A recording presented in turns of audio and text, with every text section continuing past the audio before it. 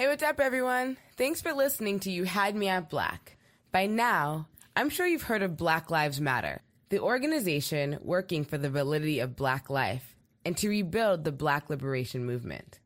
But for those who aren't on the front lines, sometimes Black Lives Matter just seems like a popular hashtag on social media. And that's exactly what this week's storyteller, Corey, thought before he stumbled upon his first rally in San Francisco. Stay tuned to hear Corey's story about this powerful day and how he ultimately became a believer in the Black Lives Matter movement. I want you to breathe all this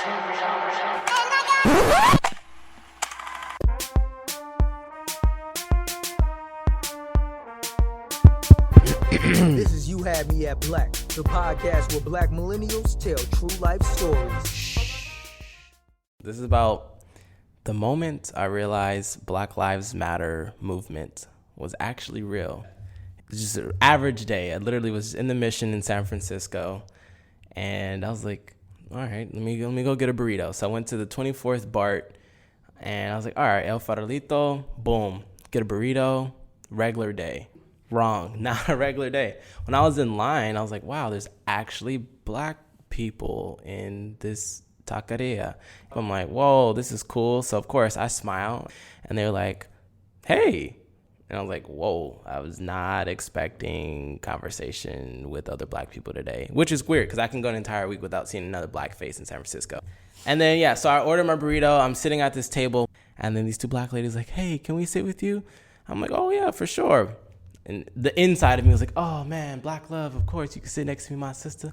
And then, we all get our food. We're just sitting there chatting, and I noticed they had like Black Lives Matter hashtag shirts on. I'm like, oh, that's dope. I'm like, wait, there's a Black Lives Matter movement in the Bay Area? I've seen it on Twitter or Tumblr or the news or whatever, but I didn't know it was real. And they were like, yeah, it's an international thing. We travel across the country and go to tons of rallies, and we're basically social activists for free. And I was like, well, how do you get around? People just donate money or just buy our tickets and we show up. And I was like, what? How does this all work? And then literally it turned into an hour-long conversation in a burrito shop with two ladies that I still don't know their names.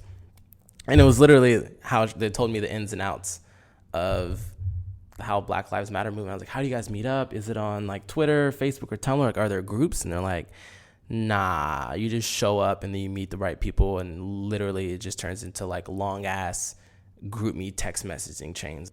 And then she's like, yeah, just come. I was like, come where? And she was like, there's a rally. I was like, what you mean there's a rally? Rally? She was like, bruh, across the street, starts in an hour. There's a rally. That's where we're here. She was like, well, are you going to come? I was like, I don't have anything else to do. I just came here for a regular Saturday burrito. We walk across the street, corner of 24th and Mission, blocked out the entire BART station. Mind you, I get there. Thousands of people.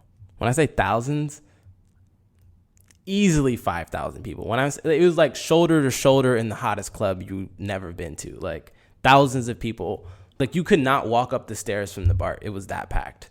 They had a full stage, AV audio equipment, super official, tons of signs. And there were parents of a lot of the people who were shot by police in San Francisco. Alex Nieto's family was there, who's been big. Alex Nieto is a now passed young man who was shot and killed in the Mission 53 times. And the ruling just came out that the cops did not use unlawful force on him. His family was there, and tons of other family of individuals with similar circumstances were there. And they gave speeches and their performances.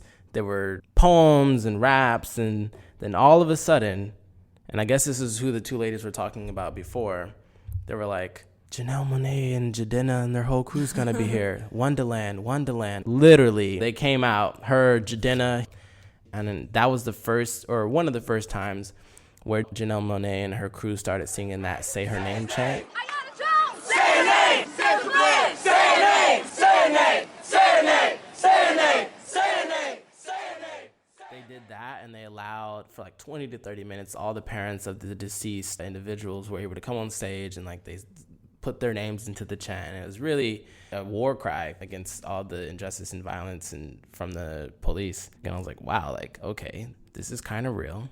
At that point, I was like, man, I'm actually kind of interested. So what do we do next? She's like, no, just wait and see. And then someone was like, the police is here.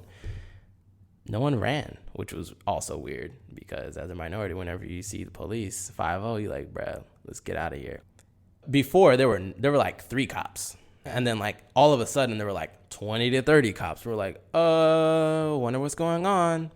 And then they're like, and to the march. And literally, we went down Mission Street from like 24th to probably 18th, and then probably down Valencia, and we ended up at the police station. On an average day, it's probably like a 10-minute walk, but with thousands of people, it took like 25 minutes. But the interesting part was the police actually led the march through the mission for thousands of minorities rallying and protesting against the police, which I was like, wait, so the police are leading a march when we're basically saying we don't like the police because you've been hurting us, which was like a complete paradigm shift. Everyone was just like in arms and or in tears. And there was literally a police motorcade in front and back of all the thousands of people. And the whole march was led by Jadena and Janelle Monáe and the Wonderland crew and the 2 ladies that I had met in the burrito shop and the rest of their friends and the activists that kind of put the whole program on.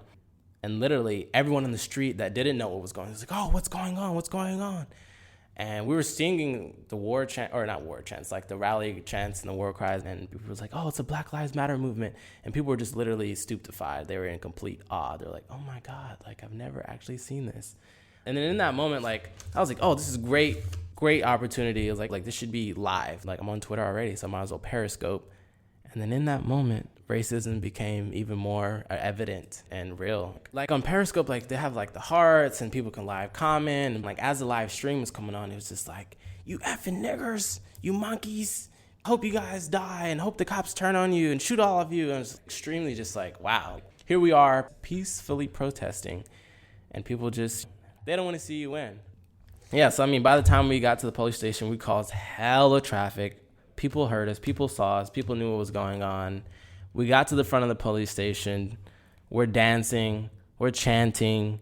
Janelle Monáe and them stay for about 5 to 10 minutes. And I was like, what are people about to like run in the police station or something? And the next thing you know, all of a sudden, Janelle Monáe and her team leave. And then we're still rallying in there. And people are like, F the police. I'm like, all right, this might get a little bit too ignorant for me. And literally, I just see one of the Latino homies selling ice cream. I'm like, bro, let me get a big stick. And I went back to my car. And I went home woke. Thanks for listening. If you like what you hear, visit youhadmeatblack.com/review to leave a review and subscribe.